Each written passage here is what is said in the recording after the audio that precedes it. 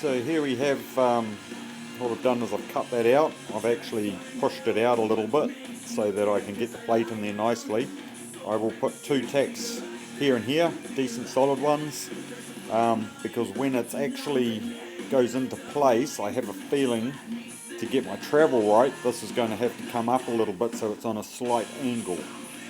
When I look at the original one, I don't know whether this is just bent, but it is on an angle. So I will tack it in place, and then once I've got the base mounted for the bush, I can adjust this up or down before I weld it on each side. And that should get me my angles about right. And remember, this is a farm vehicle, it does not have to be perfect, it just has to work. So they have both been tacked on. I will bolt my bush back on, see how it fits underneath, and then I will mark out how I'm going to cut this so that it's all a good fit. So I will work that out now. Right, so here it is all welded. This end here I haven't fully welded, I've just put a couple of stitches on there just to hold it, because if anything needs to be adjusted, it's most likely going to be the angle of that ball joint, but I think it's pretty good. That there, I've welded the pipe on, and then I got another piece of pipe, cut it in half, and just put a cap over the centre, just to strengthen that end there, so that it's not going to bend or break under load. And yeah, my bush goes in there, so I'll get that bolted in, and then we'll look at putting in the front stay on that side. Hey guys, alright, so what I did is I got it all bolted in place. I had the wheels set exactly where I wanted them, put a chock there to hold them in place. Then I got underneath, put in the front strut, tacked it to a block with the 2 holes pre-drilled in it, tacked them onto that so that I can pull it all apart and weld that all together so we have a complete piece.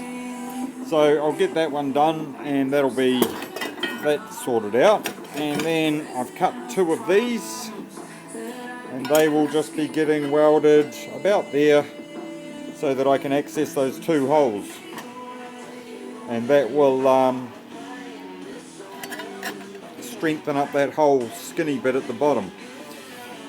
This has got a good chunk of 6mm there, so I'm not going to bother strengthening that up. Plus the way the bracket, the ball joint bolts on, it's actually strengthening it up again.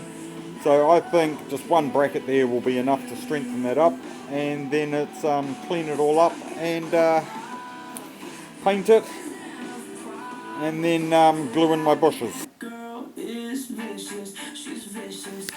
Okay, so I missed out a few steps, sorry about that.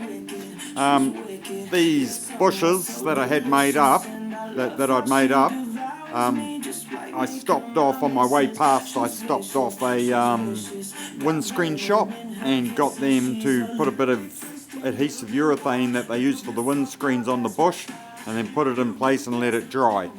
The reason I wanted to use adhesive windscreen urethane was because it's very good adhesive, so it will hold those in there. They definitely won't come out. There's not enough sideways motion to pull those out. And because it's got a little bit of give as well, so it'll hold it in place, but if there is any shock on it, it won't actually break loose. So basically those bushes are never coming out, but I will be able to pull the rubber out if I need to replace that, and being just milk line, it's a dime a dozen. So to put these pins here in the middle, when you tighten up the framing, the pins actually lock in place.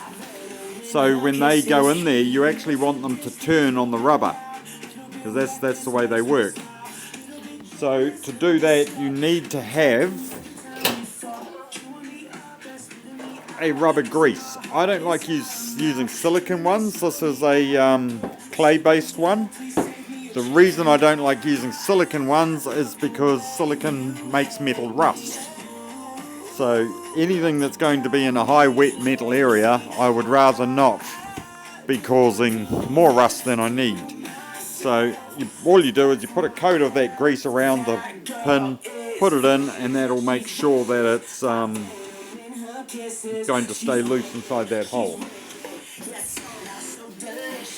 And when it wears out, you just go and put in another piece of milk line.